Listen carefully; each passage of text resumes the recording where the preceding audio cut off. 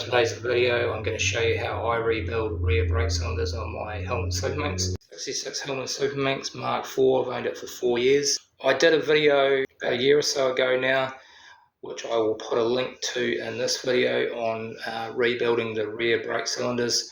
The right cylinder had seized, the drum was getting hot, so I stripped both cylinders down and got a couple of seal kits from in the UK and ended up rebuilding them successfully. It took a couple of attempts to strip it down a second time because I didn't apply any red rubber grease lubrication to the seal, so the right cylinder ended up seizing again.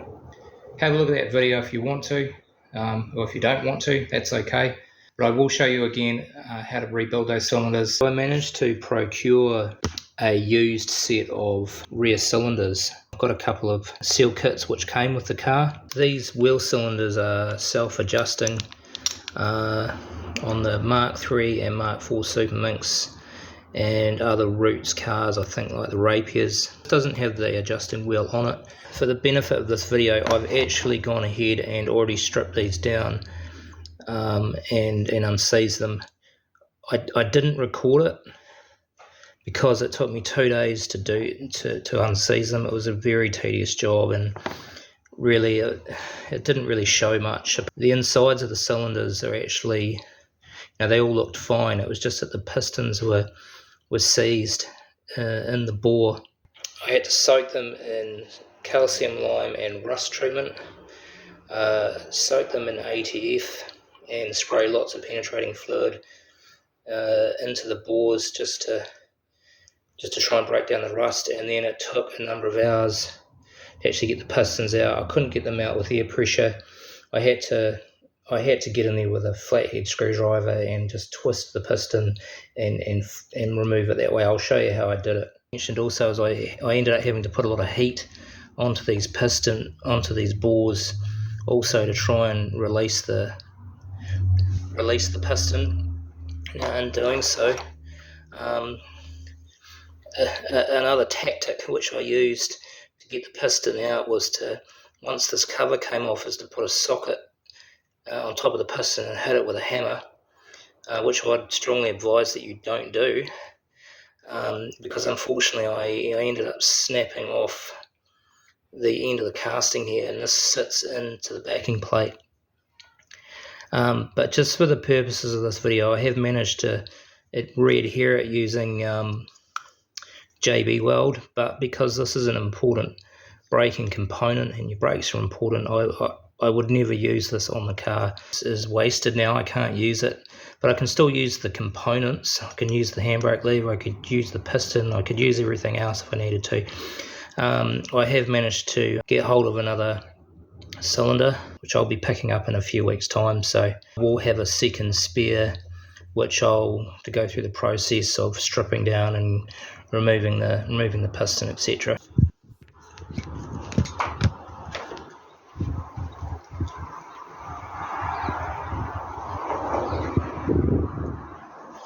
Oh, well, we're a couple of days later. It's late October and it's 31 degrees Celsius with very strong westerly winds coming over the country at the moment. Coming over from Australia, it's bloody hot. That's all I can say.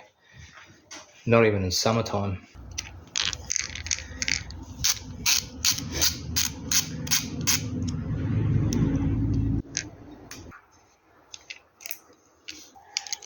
Right, so once you unscrew those securing screws, this whole thing just comes off, and you can see here this is actually in pretty good condition. It's actually in better condition than the unit that's on, both units that are on the cylinders on the car. So this just all needs cleaning up.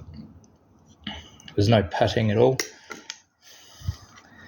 Next, we need to take out the handbrake lever here on this pin. Of course, this is all coming out easily because I've already had these apart and it's lubricated. Right, slots out. So you can see here that this cylinder's been rebuilt in the past. It's got a brass sleeve inside it. The other one there is just aluminium, original casting, original bore, but this one's been rebuilt. So here's the piston. You can apply air pressure to get it out. The way I got these out in the end was I got a flathead screwdriver, locked it into the piston, and then, now this doesn't have a seal on it, so just be mindful of that, and then just had to keep twisting the piston around to free it up. And as I did so, I lifted it out and it finally came out. The only part of the bore that has to be in good condition really is right at the bottom where the base of the piston sits. That's all that really matters, and this is in perfect condition. See all the pitting on the piston. The original bore would have been pitted as well, and that's why they put a sleeve in it. But yeah, this piston is still usable. This is where the seal sits. I'm taking the seal off. This will all be cleaned up and can be reused. It's just this piece here at the end. That's all you need to worry about. This one we have to use a like a socket to get those off. Make sure that these are well lubed up, or even put a little bit of heat to them before you undo them, but these have already been undone, so they're fine.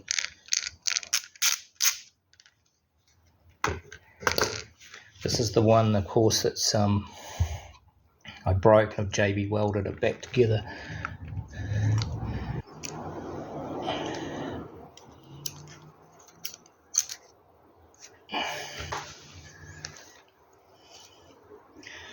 Yeah, this one's got a pitting on the plunger there, but it's still completely usable. This pin's a bit stuck, so I'll just give it a light tap with the hammer and get it out.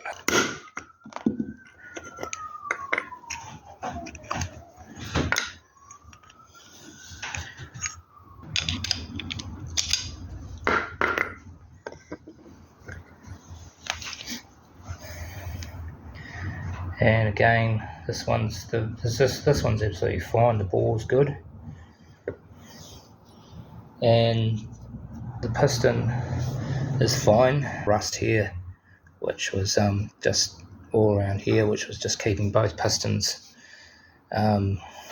locked in place. So that was the biggest problem getting these out. But these are absolutely fine. So all we need to do is clean them up.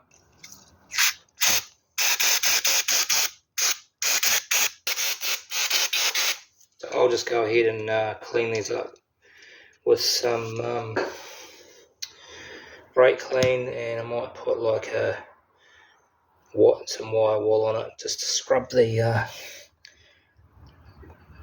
off that rust, or I may even re-soak them in CLR just to try and get that rust off. But yeah, there's a bit of a mark there where the piston was sitting, and that's where I was turning the piston to get it out. But you can give them a little hone out. I like to use a toothbrush with a bit of wet and dry sandpaper.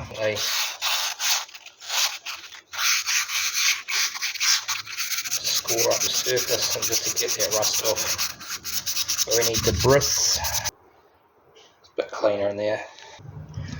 Yeah, so I've just put those other parts into the calcium lime rust and mixed with water just to try and dissolve some of that rust off those pistons and other parts. So we'll let that cook away for a couple of hours and then we'll come back.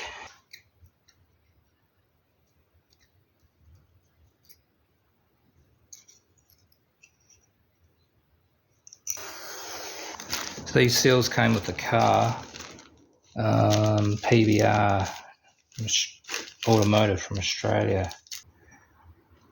So all you do is basically, just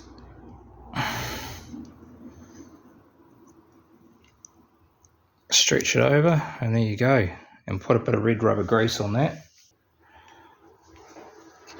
Don't use normal grease, use red rubber grease. Normal grease will eat up the rubber and break it down. So you just put plenty of red rubber grease on there just to lubricate the seal. This one will be used on the car.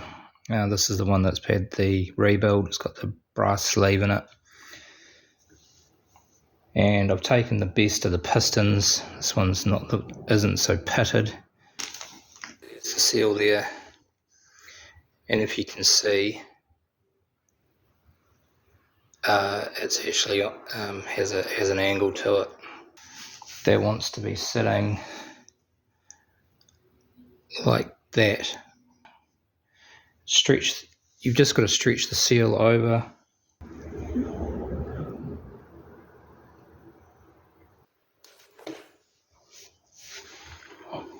I thought I'd lost it for a minute, but now it's flipped over. So yeah, you just want to make sure that the seal is angled like down.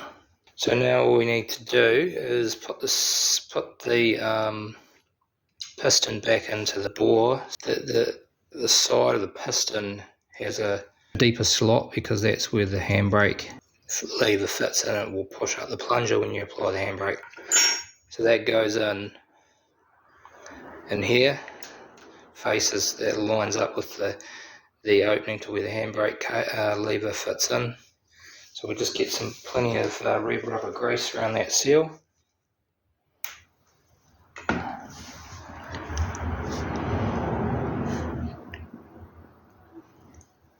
I'm not going to put the other one back together. I'll wait to pick up the replacement cylinder and I'll strip that down. Today we'll just put this one back.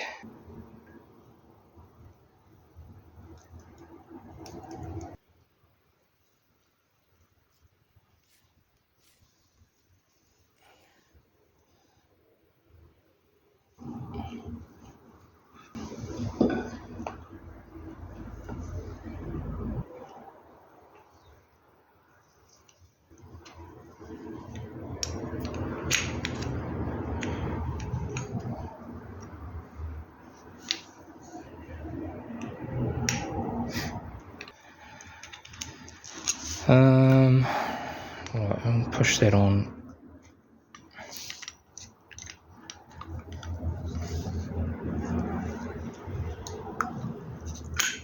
There.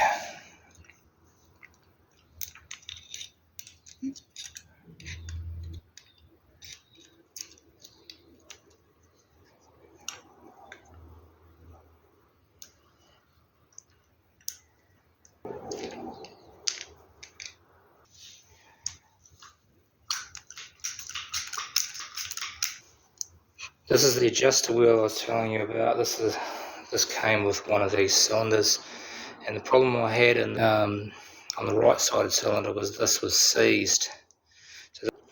So this sits in here like this, and then when the brakes, these are self-adjusting brakes. So when you apply the brake pedal, the piston pushes out the plunger. So I'll show you with applying the handbrake.